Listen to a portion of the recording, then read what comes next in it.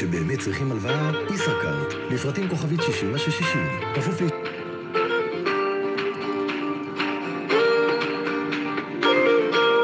En direct sur l'île Mode. Shalom à toutes, shalom à tous. On est très heureux de se retrouver, comme chaque vendredi matin, avec le Rav Yehuda Ben Ishai de la communauté de Emunah Shlema, Parashat Ki Tavo. Et Rav Ben Ishai, vous voulez aborder le sujet de la jeunesse, un peuple qui est toujours jeune. Les Chavod, Rav Ben Ishai. Nachon, Kol HaKavod Aaron. C'est effectivement le sujet de notre paracha et j'espère que ça va nous permettre à nous tous de nous rajeunir. Alors, il y a un verset dans notre paracha, au chapitre 27, le verset tête 9, et qui nous dit quelque chose d'extraordinaire. Il nous dit qu'à la fin des 40 ans de désert, après la sortie d'Égypte et la traversée de tout le désert avec notre maître Moshe, voilà que Moshe Rabbeinu s'adresse au peuple d'Israël et il lui dit, ben voilà, après tout ce temps qui s'est écoulé, aujourd'hui, tu deviens un peuple. Alors regardez, nous avons le verset sous les yeux. Merci à Aaron. Vaidaber Moshe ve'akohanim aleviim el kol Israël lemor. Asket ushma Israël. Prête attention et écoute Israël. Hayom hazeh niyeta le'am.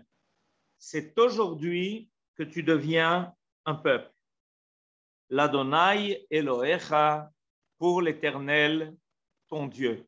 Voilà le verset qui va nous servir d'introduction à l'étude d'aujourd'hui. Le cours d'aujourd'hui est les Ilui Nishmat, Chai ben Eliyahu veruchama zichrono livracha, aliédé par la famille Gali Douani, qui consacre ce cours à la mémoire donc de ce père et grand-père.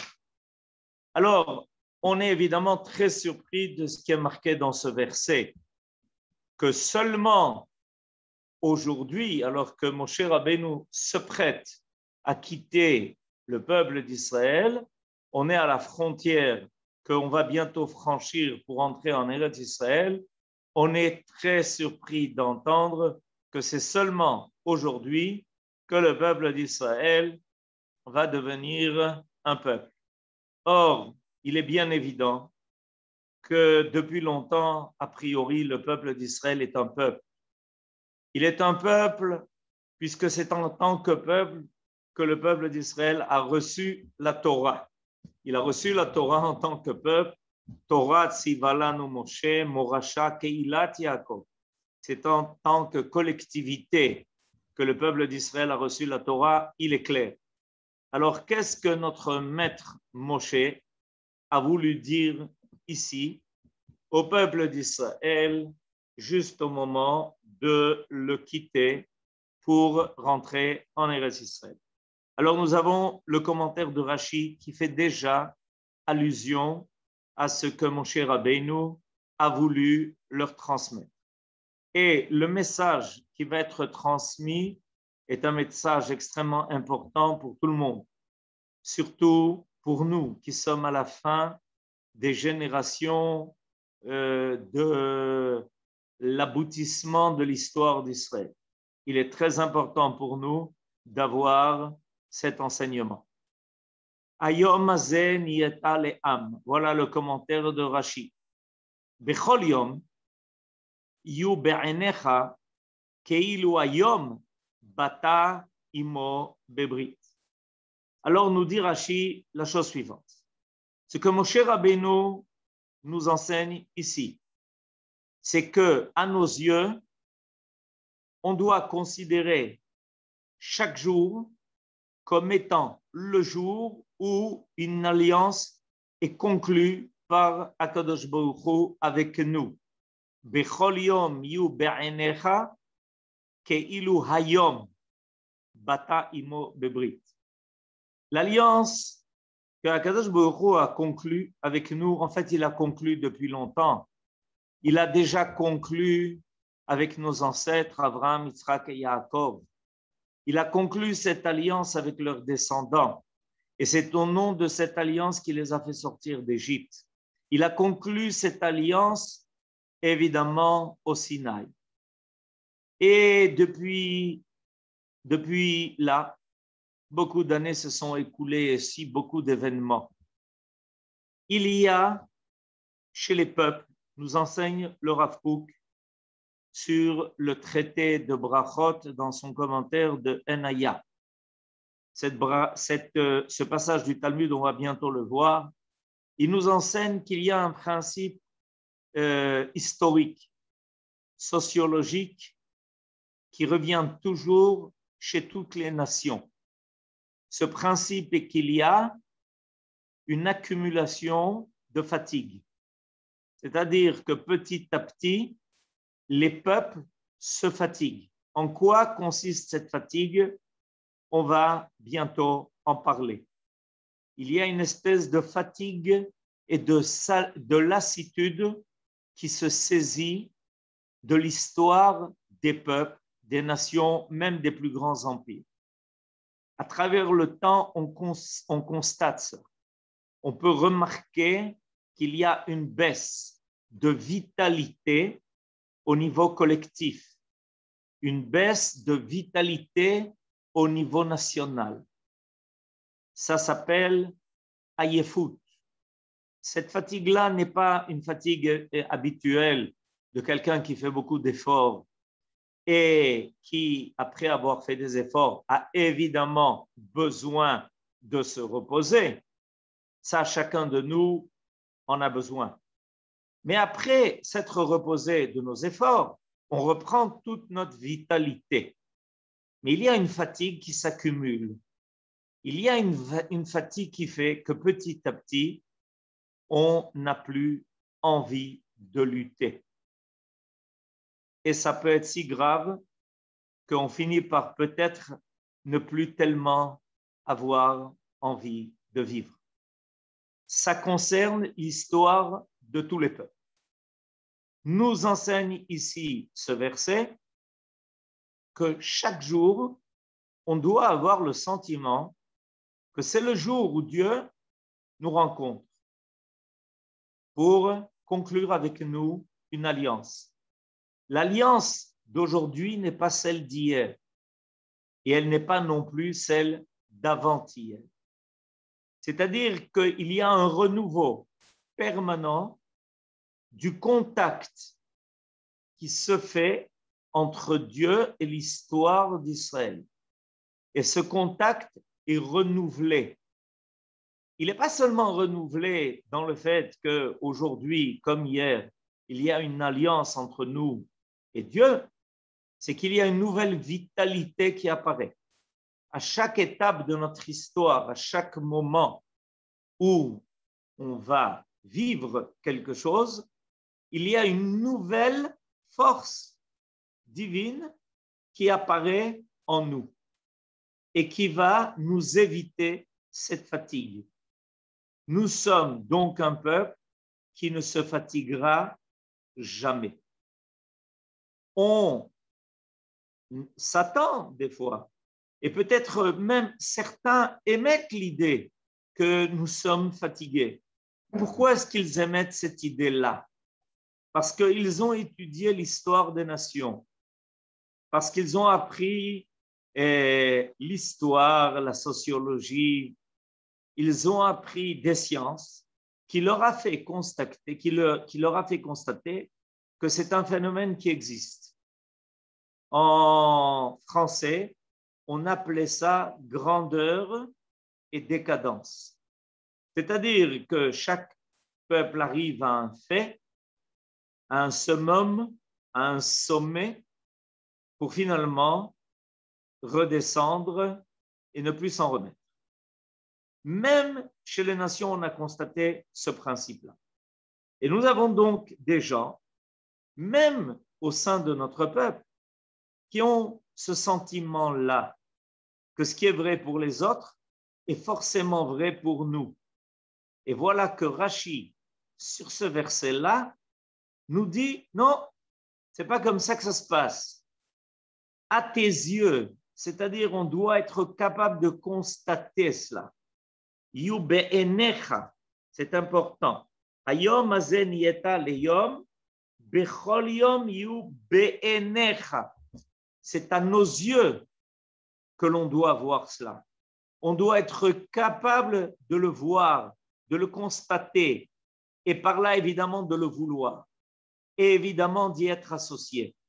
Être associé à ce renouveau d'alliance, c'est quelque chose qui n'est pas une petite chose, parce que ça s'appelle l'éternité d'Israël.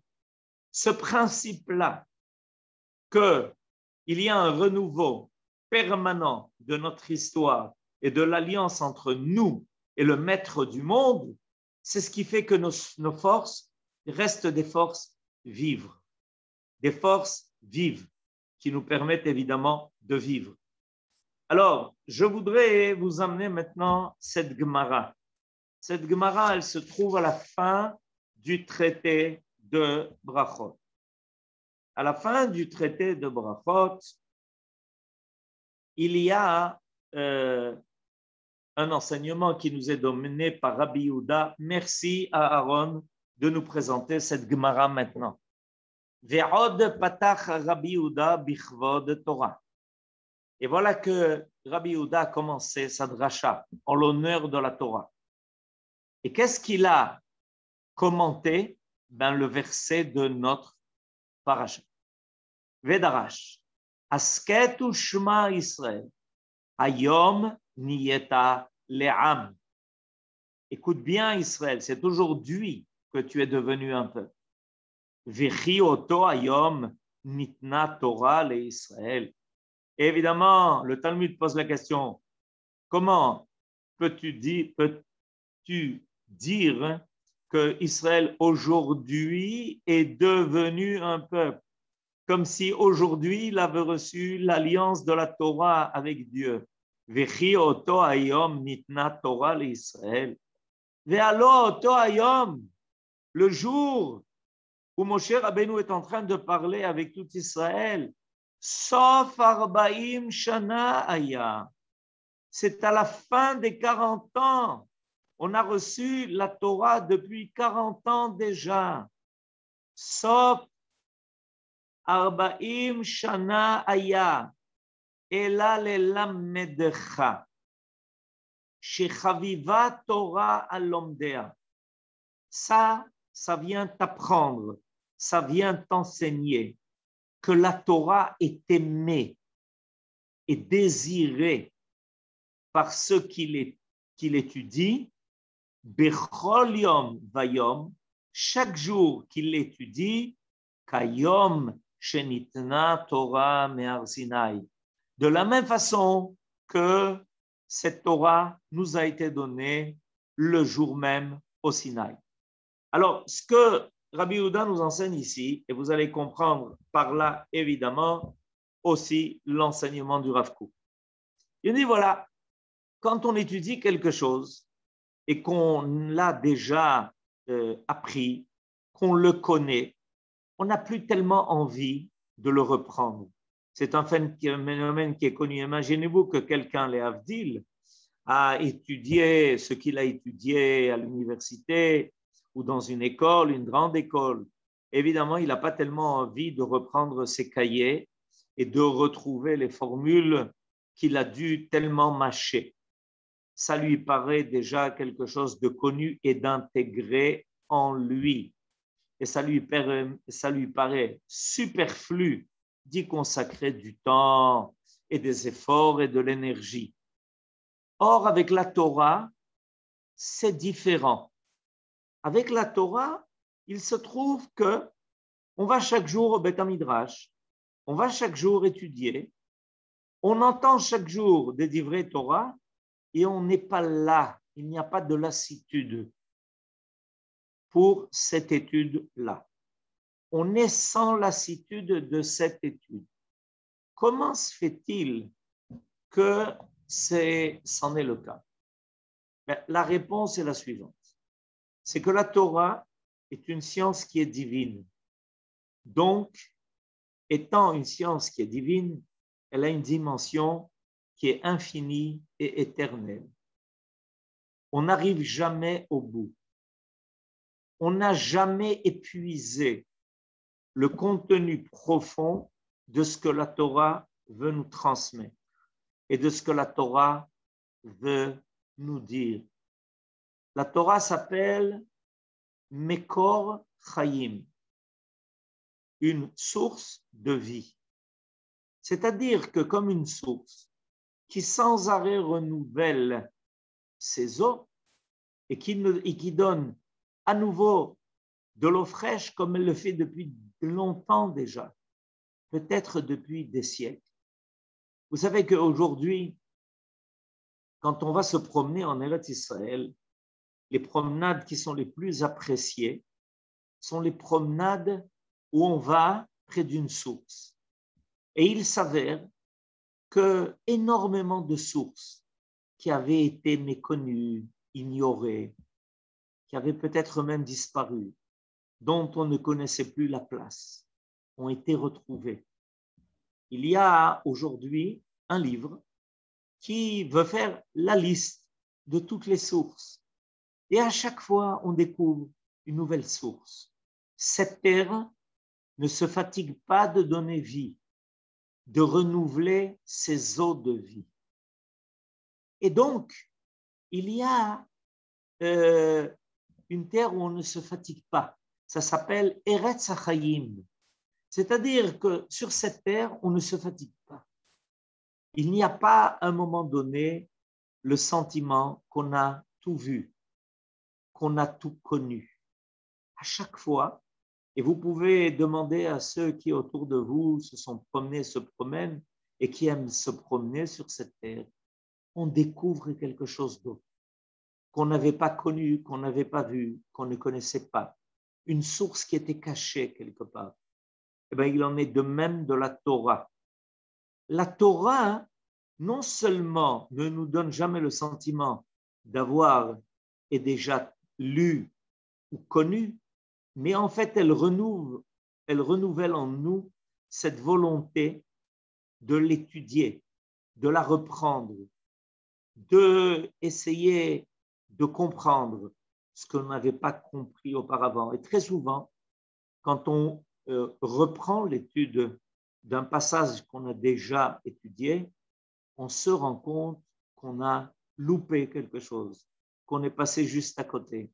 Et que grâce à notre retour sur cette étude, tout d'un coup, on découvre quelque chose de plus, quelque chose de nouveau, qui n'était pas apparu dans une première lecture. Nous dit le Rav Kook, il en est de même pour le peuple d'Israël. Le peuple d'Israël est un peuple dont les idées qu'il transporte ne sont jamais caduques. Chez tous les peuples, il y a eu des idées qui sont apparues, des philosophies, des systèmes de pensée. Et une fois que ces idées sont apparues, que les systèmes de pensée ont peut-être même été réalisés,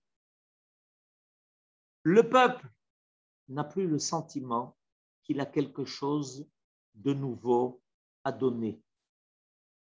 Les peuples n'ont plus le sentiment de pouvoir révéler au monde une nouveauté. En Europe, pendant des siècles, il y a eu des écrivains, il y a eu des philosophes. On les a connus, étudiés, lus, et il y a eu des fois de très belles choses qui ont été faites et surtout dites. Et voilà que ça s'épuise, que le peuple qui, au sein duquel ces idées sont nées, a le sentiment de ne plus rien donner. Il est en état de fatigue, il est en état de décadence.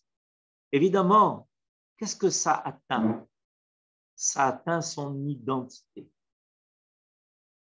Son identité est apparue très fort à un moment dans l'histoire du monde pour donner au monde ce que son génie était capable de donner.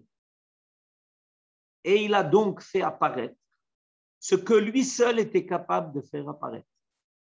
Mais une fois que ça a été fait, s'installe un sentiment d'avoir rempli son rôle, qu'il n'y a plus rien de nouveau à faire apparaître. Et il y a une baisse d'identité, une fatigue de volonté de vie nationale. Et il lui arrive très souvent, à ce moment-là, de se faire conquérir par les autres et de perdre sa volonté de vivre de façon autonome. Parce que son autonomie était destinée à faire apparaître quelque chose de profond, de vrai. Et une fois que ça a été fait, il n'en a plus la force. Et surtout, il n'en a plus l'envie. Nous dit le Rav Kook, ça peut arriver à toutes les nations, mais pas à Israël. Parce qu'Israël transporte un message dont on n'est jamais fatigué. La Bible, la loi écrite, les prophéties d'Israël sont restées toujours actuelles, de valeur qui ne fait que se confirmer. Et donc le peuple qui les transporte ne se fatigue pas, parce qu'il a sans arrêt ce renouvellement de vouloir apparaître ce qui n'est pas encore apparu, pour le bien de l'ensemble de l'humanité, pour la science et la conscience du monde entier. Et nous, Israël, qui transportons ce message divin, nous dit Moshe Rabbeinu à la fin des 40 ans, sachez que ce que vous êtes aujourd'hui en train de vivre, au bout de ces 40 ans, le dernier jour où je suis en train de vous accompagner, n'est pas moins vrai, n'est pas moins total que le jour où vous avez reçu la Torah au Sinaï. Aujourd'hui, vous allez faire apparaître une Torah. Cette Torah, c'est une profondeur qui n'a pas encore été révélée. Et la preuve, c'est que cette Torah, jusqu'à présent, était une Torah qui n'a pu se révéler que dans le désert. Et maintenant, elle va vous donner la force d'entrer en Eretz Israël, de vaincre les 7 peuples cananéens qui étaient sûrs de ne jamais succomber devant aucun autre peuple. Mais vous avez, vous, cette vitalité. Ces peuples de Canaan ont rempli un rôle qui a été loin d'être toujours positif. Et voilà que leur fin arrive. Leur civilisation est en déclin. Ça se marque par une dégradation des mœurs que l'humanité n'avait jamais connues. On n'a plus rien à proposer, on n'a plus rien à offrir à l'humanité. Et c'est pour ça que le peuple d'Israël va pouvoir les vaincre. Et il amène sa Torah.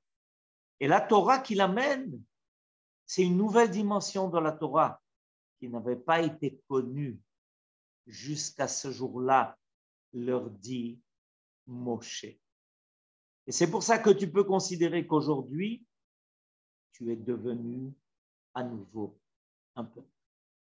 Ce peuple qui se renouvelle, ce peuple qui réapparaît, et à chaque fois avec un nouveau message, une nouvelle compréhension de la nature et de l'histoire, une nouvelle saisie du monde et du cosmos. une nouvelle compréhension du projet divin qui le fait continuer à poursuivre et à relever le défi qu'il a à relever pour faire aboutir l'histoire que Dieu a prévue. Nous sommes donc un peuple qui ne connaît pas de fatigue. Et il y a quelque chose d'intéressant. Cette idée que ceux qui sont animés par la Torah, par la compréhension profonde du message divin, ne se fatiguent pas, c'est un enseignement qui a déjà aussi été donné dans la Mishnah. Il y a un traité qui s'appelle le traité de Kinim, où on traite de règles très compliquées concernant les sacrifices à offrir, qui sont offerts, surtout par les femmes qui, après avoir accouché, doivent remercier Dieu de leur avoir permis de faire apparaître de faire apparaître vie et de rester elles-mêmes en vie. Alors on va maintenant, grâce à Aaron, lire cette Mishnah. Rabbi Shimon ben Akashia Omer. Rabbi Shimon ben Akashia dit Zikne Am Haaretz, les vieillards qui n'ont pas étudié, qui sont restés ignorants. Kol zman she'en maskinin, plus la vieillesse les atteint, plus la vieillesse s'empare d'eux, da'atan mitarefet alehem. Voilà qu'ils ont l'esprit de moins en moins lucide et que peut-être ils en arrivent à un niveau où ils ne comprennent plus et ne savent plus ce qui est autour d'eux. Et on apprend ça d'un verset de Yov. Messir Safa, la Neemanim, Veta'am Zekenim, Yikach. Voilà ce qui est marqué dans le livre de Job, au chapitre 12, verset 20. Aval, Zikne Torah et Nanken, les sages qui ont vieilli avec la Torah, tout est différent pour eux. Et la Kolzman, Shehen Mazkinin, plus ils prennent de l'âge, plus leur sagesse devient de plus en plus permanente. Da'atan mityashevet alehem. Au contraire, ils sont plus assurés dans leur science, dans leur compréhension des choses, dans la profondeur de ce qu'ils saisissent. Et leur esprit est de plus en plus lucide. Voilà quelque chose d'extraordinaire. On vieillit en âge et la Torah nous rend un esprit qui est plus en éveil, qui est plus sûr, qui est plus clair, qui est plus sage. Voilà ce que l'on a constaté chez nos maîtres. Je le dis aussi en mémoire de notre maître, le Rav Yehoshua Zuckerman, Zecher Tzadik Livracha, où on a vu que plus le temps passait, plus son enseignement était tellement profond et extraordinaire et tellement impressionnant. Et ça, c'est vrai pour tous les Talmidei Chachamim et pour tous ceux qui étudient la Torah. Il n'y a pas de fatigue dans l'Éternel. Il n'y a pas de lassitude dans l'infini. Et donc la Torah a cette capacité de renouveler en nous des forces. Comprenons ça, c'est important. Nous vivons une histoire où on voit des changements énormes dans le monde. Ces changements-là créent un sentiment d'insécurité. Personne ne peut dire, prévoir, envisager ce que va être demain. La Torah, elle, ne fait qu'apparaître de plus en plus dans sa dimension profonde. Et elle renouvelle nos forces. Et là où des peuples sont en train de tomber et succomber, parce qu'ils n'ont plus la force de lutter. Malheureusement, on entend les événements qui se passent dans le monde entier et on comprend que tout d'un coup, il est devenu difficile pour l'humanité de relever les défis les plus essentiels. Celles qui concernent la morale, la spiritualité et des fois même la santé. Cette lassitude vient du fait que l'humanité n'a plus véritablement quelque chose de nouveau à proposer au niveau de la pensée, au niveau des idées, au niveau d'une philosophie de vie qui pourrait proposer à l'homme un but plus élevé. Le peuple d'Israël est là.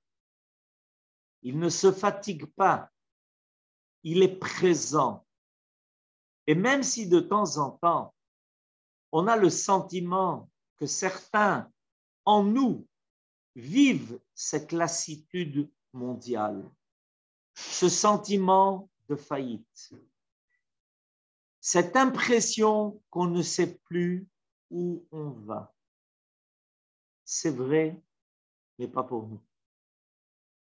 Au Beth Midrash, avec l'étude de la Torah, l'approfondissement des choses, le véritable contenu de la science divine. Non seulement les choses ne sont pas caduques, mais au contraire, elles deviennent de plus en plus évidentes. De plus en plus évidentes, et dans le monde entier, il y a un appel, et cet appel nous est lancé. Nous devons être là, présents, tout à fait ra'ananim, plein de jeunesse, de force, de vaillance pour assumer ce rôle que Dieu nous a prévu précisément quand le monde se fatigue. Et on va terminer par ce livre, ce verset de Teilim. Effectivement, comme nous le marque maintenant Aaron, figurez-vous que ce verset de Teilim, il est dans Mizmor Shir Leyom HaShabbat. On va rentrer dans le Shabbat avec Mizmor Shir Leyom HaShabbat. Et comment ce Mizmor se termine? Par le verset dont vous avez les mots sous vos yeux.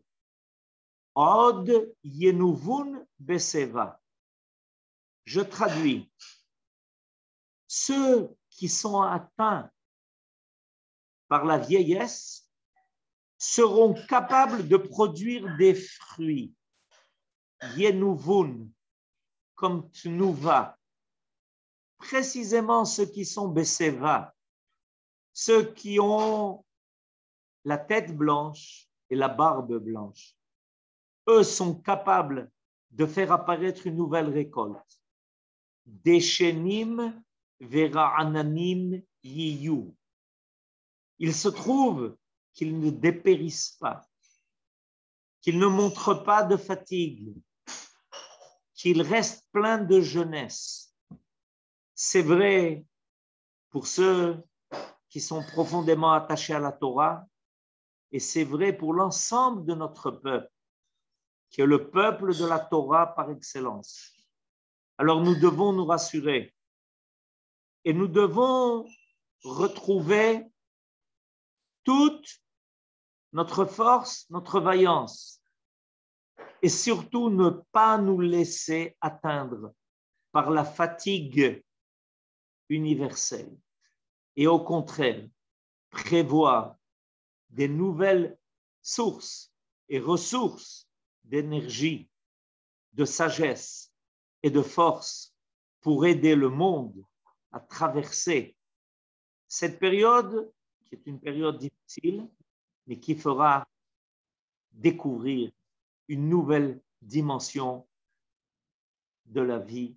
Be'ezrat Hashem. Amen. Ken Yehi Ratzon. Je souhaite à tous et à toutes Shabbat Shalom et bonne santé. Toda Rabba, Aaron. À bientôt. Toda Rabba, merci beaucoup Rav Yehuda Ben Ishai, merci à tous les participants, restez connectés, c'est le moment d'ouvrir vos caméras parce qu'on aimerait souhaiter un très très grand Mazal Tov au Rav Ben Ishai qui va marier sa petite fille cette semaine, Besha Tova, Mazal Tov Rav Ben Ishai, vous pouvez ouvrir vos micros, Shabbat Shalom, on finit en musique, en famille puisque c'est Achotenu Ataït de Mishpachat Dvar qu'on souhaite à Tamar, Kerachel ou Kéléa dans la Torah et dans la Simcha. Shabbat Shalom à tous. Mazal Tov. Mazal Tov.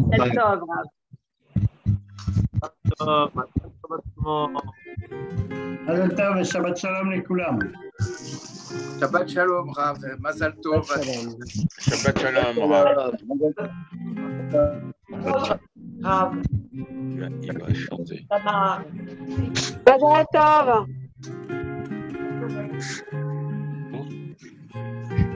Shabbat Shalom.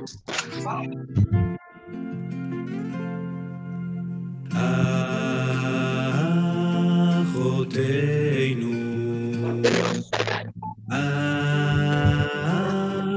היית לאלפי רבבה אחותינו אחותינו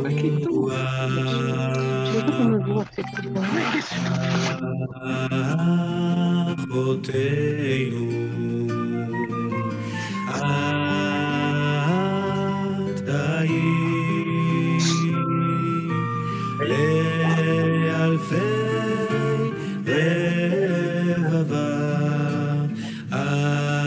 אחותינו את ייתן השם את האישה הבאה אל ביתך כרחל וכלאה כרחל וכלאה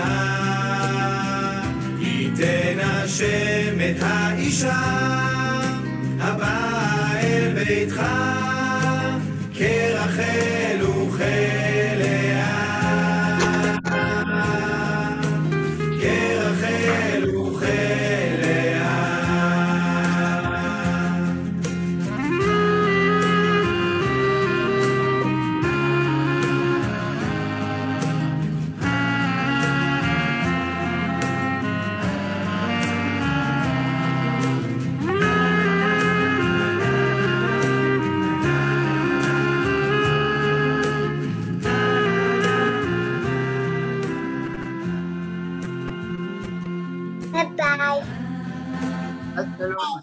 Shabbat Shalom à tous. Shabbat Shalom.